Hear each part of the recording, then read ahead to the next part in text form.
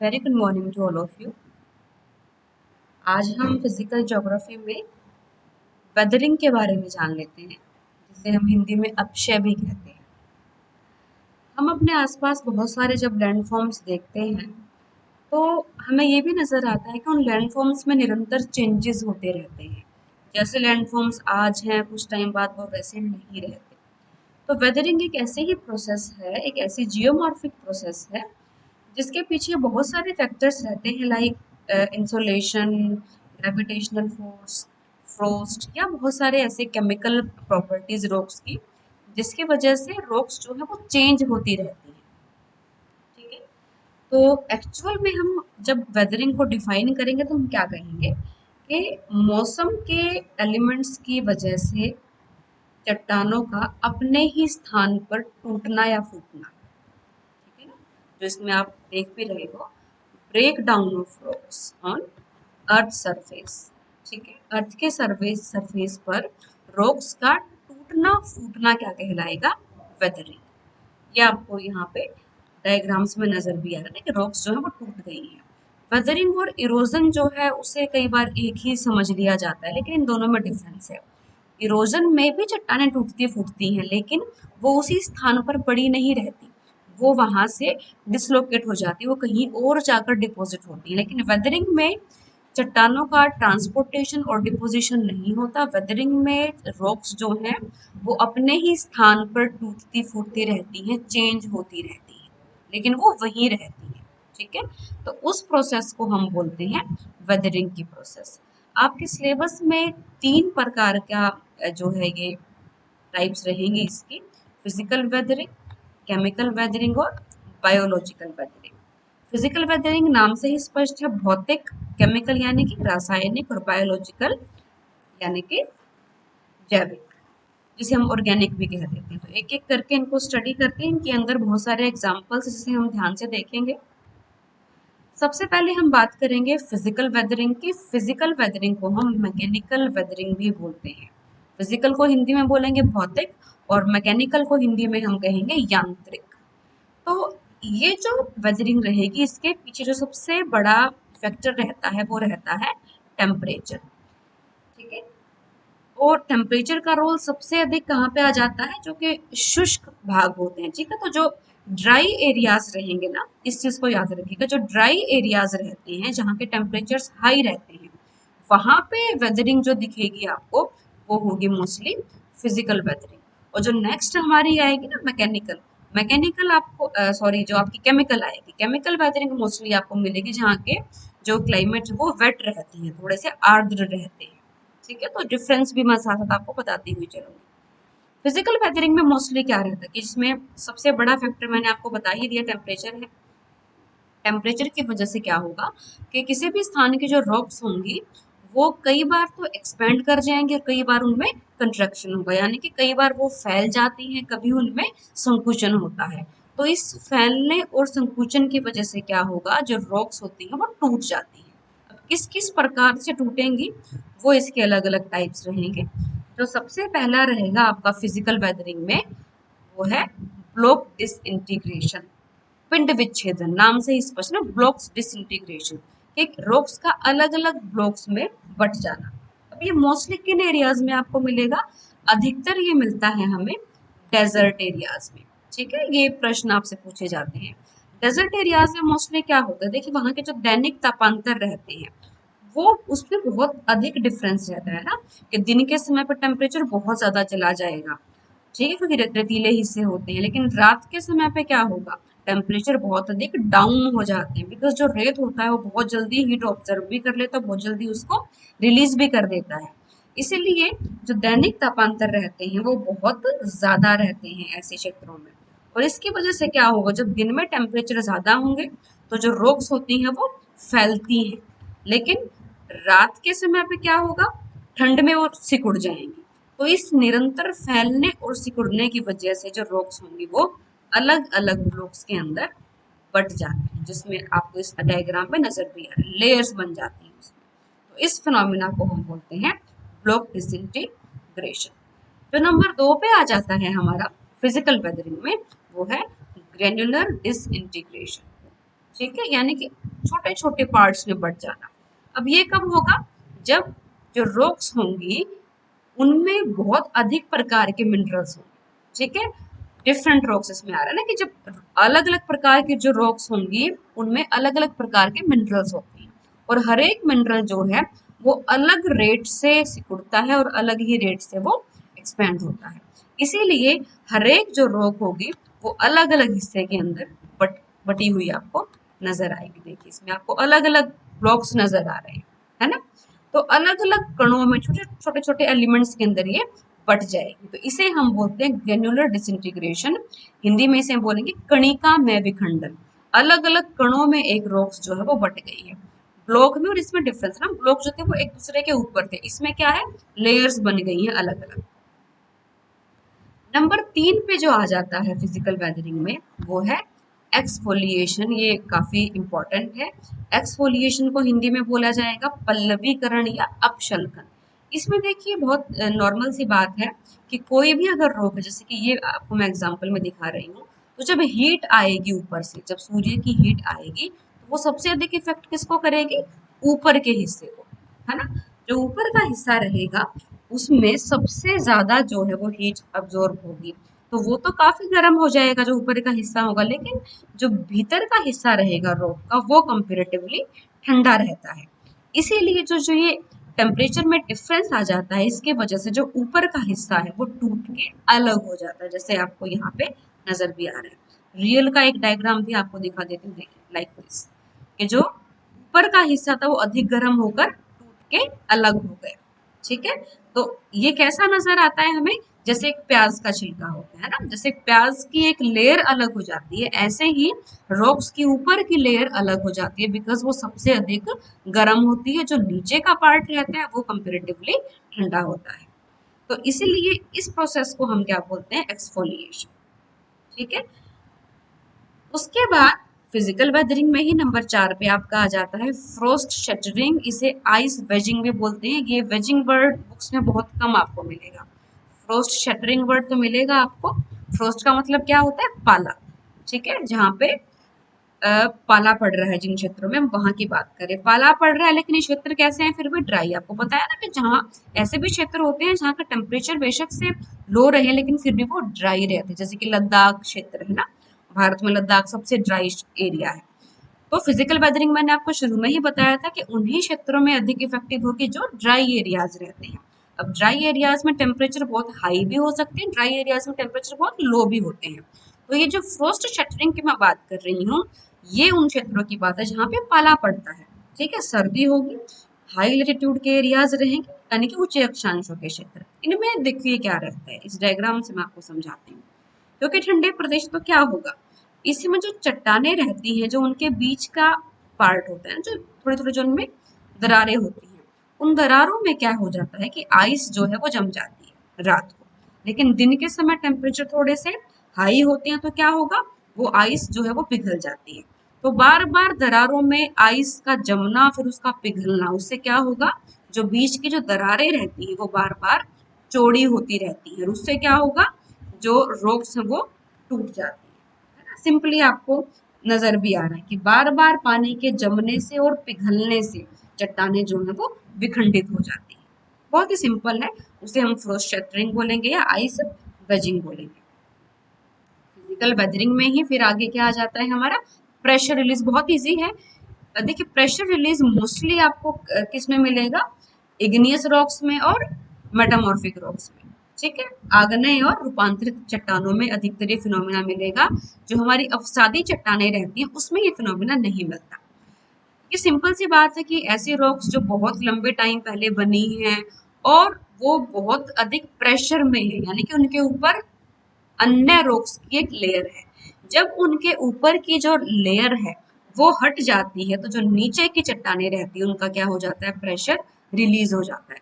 और जैसे ही pressure release होगा तो जो उनके बीच के फ्रैक्चर्स होंगे वो क्या करेंगे, एक्सपैंड हो जाएंगे, लाइक दिस, ठीक है।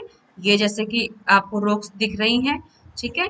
इन रॉक्स के ऊपर एक अन्य लेयर थी, जैसे ही वो लेयर हट गई तो जो नीचे की रॉक्स थी उनके ऊपर से प्रेशर हट गया, और प्रेशर होके वो भी क्या हो गई, एक्सपैंड, और एक्सपैंड होके उनमें क्या हो जाएगा, विखंडन, जो कि आपको नजर भी आ रहा है। ठीक है, ये फिनोमेना कहाँ देखने को मिलेगा मोस्टली हमें? आग्नेय और रूपांतरित चट्टानों में सबसे अधिक ये मिलता है ग्रेनाइट और संगमरमर के रॉक्स में। ग्रेनाइट कैसे रॉक है? इग्नियस। और संगमरमर जिसे हम मार्बल बोलते हैं वो क्या है?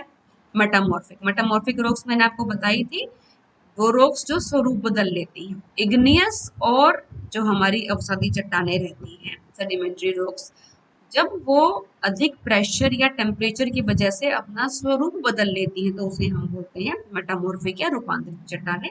संगमरमर इसका एग्जाम्पल है, मार्बल। और ये किससे रूपांतरित होकर बना है? चूने के पत्थर से। जो चूने का पत्थर है वो कैसी रॉक है? अवसादी। और जब वो अत्यधिक प्रेशर में रहता है तो वो क्या बन जाता है? मार्बल। फिजिकल वेदरिंग में ये हमारा लास्ट है, साल्ट वेदरिंग। साल्ट, अब साल्ट अधिकतर कहाँ मिलेगा? या तो डेजर्ट एरियाज या समुद्र का, क्योंकि समुद्र का पानी कैसा होता है? खारा। ठीक है, तो जो उसके आसपास के क्षेत्र रहते हैं वो क्या, उसमें क्या होगा? जो आसपास के हमारे रॉक्स होंगे, उन रॉक्स के जो छेद हैं उनमें खारा पानी जो है वो जमा होगा। और मैंने बताया कि टेम्परेचर यहाँ पे कैसे रहते हैं? Mostly high. हाई टेम्परेचर की वजह से क्या होगा कि जो पानी है उसको तो वाष्पीकरण हो जाएगा, इवेपोराइजेशन हो जाएगा उसका, लेकिन जो नमक के जो कण हैं, जो क्रिस्टल्स हैं, वो जमा होते रहते हैं। जैसे कि नमक आपको नजर आ रहा है सारा का सारा व्हाइट कलर का, जो नमक है, साल्ट है, उसके क्रिस्टल्स लगातार जमा होते रहते हैं। और जैसे जैसे वो जमा होंगे उनका साइज बढ़ता चला जाएगा। और जितना उनका साइज बढ़ेगा उतना जो है वो चट्टानों के अंदर विखंडन पैदा करेंगे, वो डिसइंटीग्रेट हो जाएंगे। इस पूरी प्रोसेस को हम हेलोक्लास्टी भी बोलते हैं। ये भी आपकी बुक्स में वर्ड नहीं मिलेगा, हेलोक्लास्टी साल्ट वेदरिंग। ठीक है, जिसमें साल्ट के जो क्रिस्टल्स हैं वो जमा होते रहेंगे। और ये फिनोमेना कहाँ मिलेगा? या तो आपको डेजर्ट एरियाज में मिलेगा या समुद्रों के किनारे में। तो ये सारे के सारे टाइप्स थे हमारे फिजिकल वेदरिंग के, जहाँ पे रोल किसका रहता है? टेम्परेचर का। ठीक है, अब हम नंबर 2 पे चलेंगे। अच्छा, ये उसी का पार्ट है, देखिए साल्ट वेदरिंग के ही ये डायग्राम है, इसको देख लीजिएगा। हम नंबर 2 पे चल रहे हैं, केमिकल वेदरिंग में। केमिकल वेदरिंग में क्या होगा? केमिकल का मतलब होता है रासायनिक, यानी कि जब चट्टानों के अंदर जो भी मिनरल्स रहते हैं उनके साथ कुछ रासायनिक अभिक्रियाएं करती हैं, कुछ फॉर्म्स। कौन कौन से? जैसे कि वाटर है आपका, ठीक है, वाटर है, या अगर अगर हमारी आर्द्र जलवायु है तो जलवायु के अंदर जो ऑक्सीजन होती है वो, यानी कि जो इस टाइप के एलिमेंट है, हमारा कार्बन है, ऑक्सीडेशन है, जल है, ये सारे के सारे जब रॉक्स के साथ मिलके उनकी जो केमिकल प्रॉपर्टीज हैं उनको चेंज कर देते हैं तो उसे हम केमिकल वेदरिंग बोलेंगे। है ना, कई बार आपने रॉक्स देखी होंगी, वो पानी में घुल जाती हैं, कई बार उनकी प्रॉपर्टीज बिल्कुल चेंज हो जाती है, तो उसके पीछे जो प्रोसेसेस रहेंगी उसे हम केमिकल वेदरिंग बोलेंगे, रासायनिक अपक्षय। ठीक है, और ये अधिकतर कहाँ होगा? मैंने पहले ही बताया था, आर्द्र प्रदेशों में। ठीक है, टाइप्स देखिएगा इसके। जो सबसे पहला इसका एग्जाम्पल है वो है ऑक्सीडेशन, ऑक्सीकरण इसको हिंदी में बोलते हैं। ठीक है, सिंपल सी बात है, जहाँ जब भी ऑक्सीजन, जब भी पानी में घुली, पानी में भी ऑक्सीजन होती है ना, H2O ऑक्सीजन, ठीक है, और जलवायु में तो होती ही है। तो जब भी पानी या जलवायु में घुली हुई जो ऑक्सीजन है वो अभिक्रिया करती है ऐसी चट्टानों से जिनके अंदर क्या होता है? लोहा। ठीक है ना, जैसे कि ईंटें होती हैं या और बहुत सारी रॉक जिसके अंदर लोहा होता है। तो जो लोहे का अंश है वो किसमें बदल जाएगा अभिक्रिया करके? ऑक्साइड में। और ऑक्साइड में बदलते ही उसमें क्या हो जाएगा?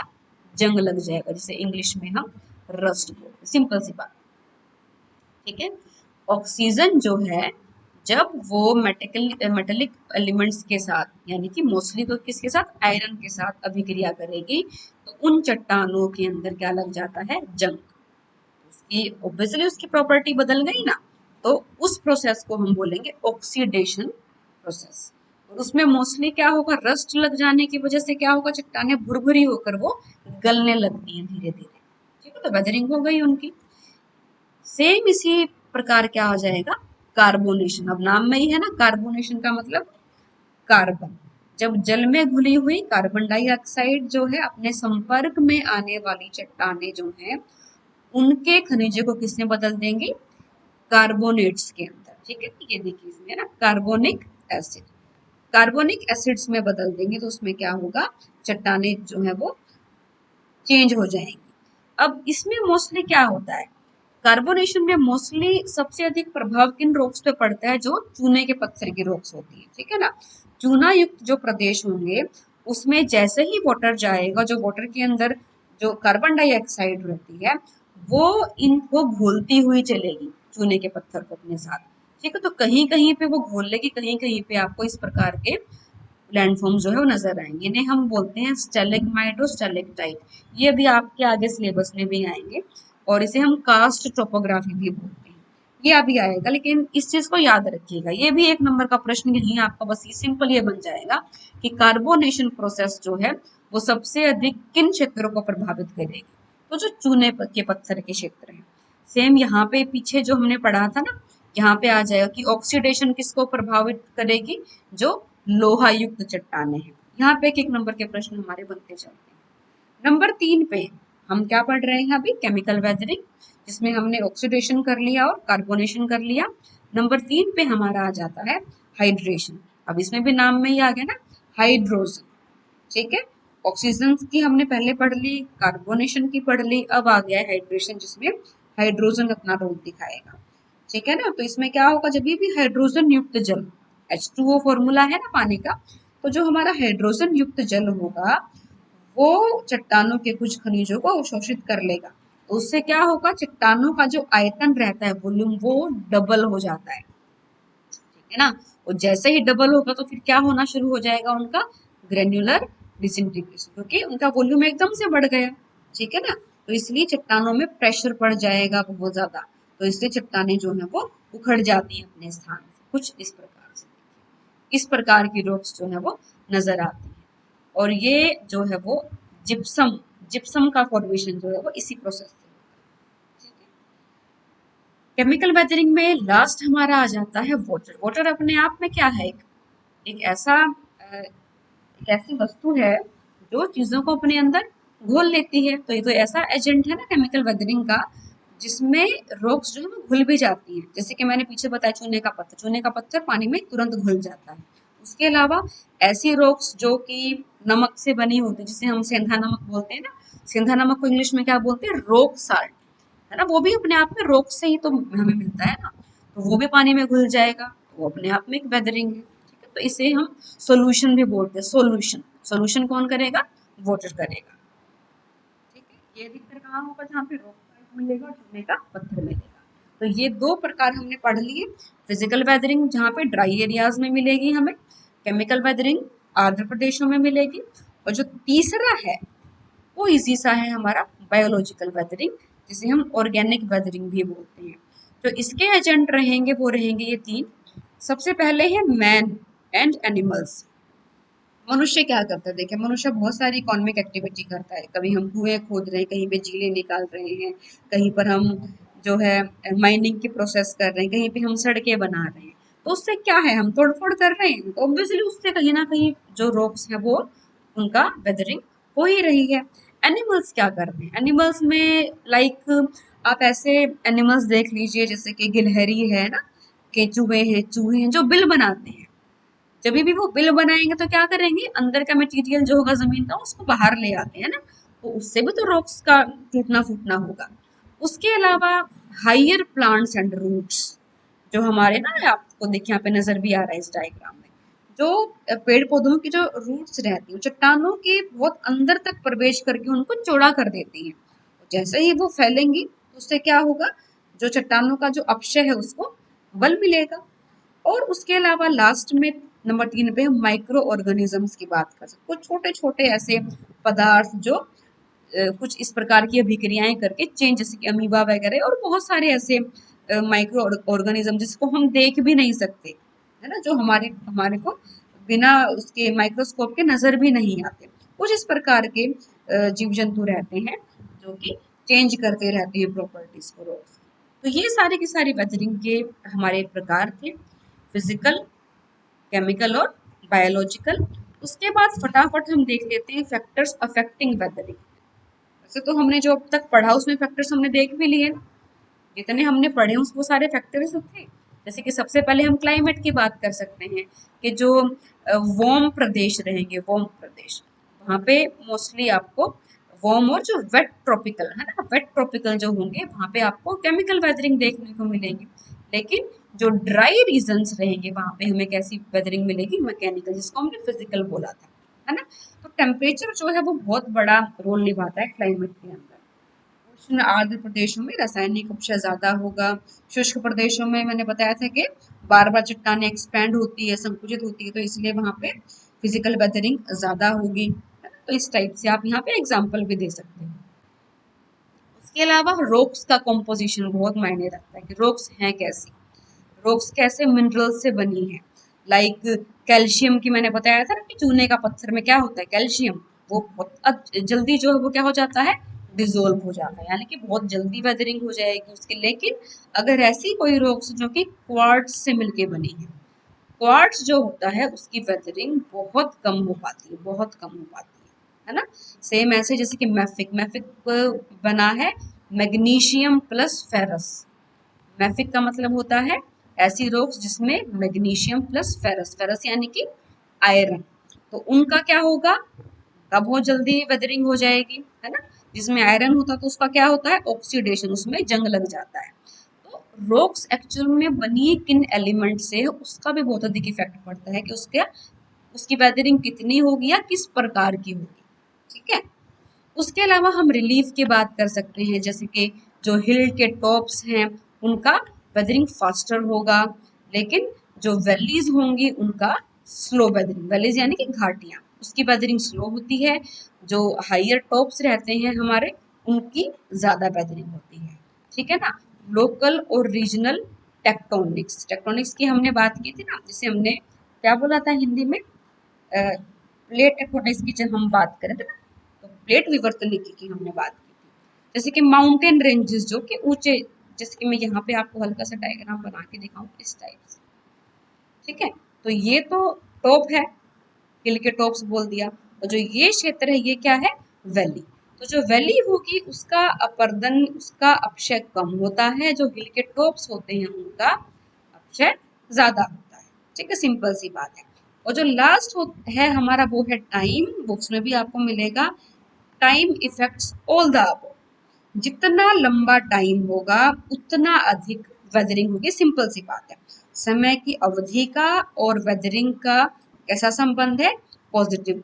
जितना टाइम ज्यादा होगा उतना अधिक अपक्षय भी ज्यादा, ठीक है। लास्ट हम देख लेते हैं बेनिफिट्स ऑफ वेदरिंग। इतनी जो हमने प्रोसेस पढ़ी है उससे फायदे क्या हैं। विभिन्न विभिन्न प्रकार के लैंड फॉर्म्स बनते हैं, नए नए स्थल रूप हमें देखने को मिलता है। मैंने बताया कि ब्लॉक इंटीग्रेशन हो जाता है, कहीं पे जो है साल्ट क्रिस्टलाइजेशन हो जाता है ना, तो उससे नए नए लैंड फॉर्म्स देखने को मिलते हैं। और क्योंकि वेदरिंग की वजह से चट्टानें टूटती फूटती रहती हैं, तो आगे चल के वो किसमें सहायता करती हैं, सोइल फॉर्मेशन, क्योंकि अल्टीमेटली जो मृदा है वो किससे बनी है, चट्टानों के टूटने फूटने से, ठीक है। तो वेदरिंग की जो प्रोसेस है इसको बूस्ट करती है, सोइल फॉर्मेशन। और वही सोइल आगे चल के क्ले बनाएगी, सैंड बनाएगी, ग्रेवल, ग्रेवल होते हैं बड़े बड़े स्टोन्स, ठीक है ना। तो वही टूट फूट से ही फिर आगे फर्दर ये चीजें बनेंगी। प्रोड्यूसेस मिनरल्स, क्योंकि रॉक्स जो है वो विभिन्न प्रकार के मिनरल से बनी होती हैं, तो इन्हीं से जो है मिनरल्स मिलते हैं। और कई बार अपक्षय की वजह से कोई बहुत बड़ा टुकड़ा जो है वो किसी वैली में जाके अगर अटक जाए तो वहां पर जो है लेक्स फॉर्मेशन भी हो जाता है ना। कोई बहुत बड़ा, मान लीजिए कोई ब्लॉक था, वो फिसल कर किसी वैली में अगर आ गया और फिर वहां पे धीरे धीरे क्या जमा हो गया, बरसात का जल, तो वहां पे एक आर्टिफिशियल क्या बन जाती है, लेक, ठीक है। तो ये सारे के सारे वेदरिंग के हमारे बेनिफिट्स हैं। मैं लास्ट में आपको एक डायग्राम दिखाना चाह रही हूँ, बिकॉज मैंने बताया कि वेदरिंग और इरोजन में बच्चे काफी कंफ्यूज रहते हैं। देखिए इससे आपको स्पष्ट हो जाएगा। वेदरिंग मैंने बताया था जिसमें सिर्फ रॉक्स का ब्रेक डाउन होगा, जैसे ये रॉक्स थी, ये टूट फूट के अपने उसी स्थान पर पड़ी है, इसलिए हम इसे वेदरिंग बोलेंगे। इरोजन में क्या होगा, इसका ट्रांसपोर्टेशन भी होगा, ये रोक थी, ये टूटी फूटी टूट फूट के यहाँ से बहकर किसी और स्थान पर जाकर जमा हो गई, इसे हम बोलेंगे इरोजन। वेदरिंग में सिर्फ टूट फूट होगी, इरोजन में टूट फूट तो होगी ही होगी, लेकिन चट्टानों का परिवहन भी होगा और कहीं जाकर उनका डिपोजिशन भी होगा। ठीक है, तो ये इनके बीच का डिफरेंस है। ये आपका लेसन था, इसे अच्छे से देखिएगा। Best of luck.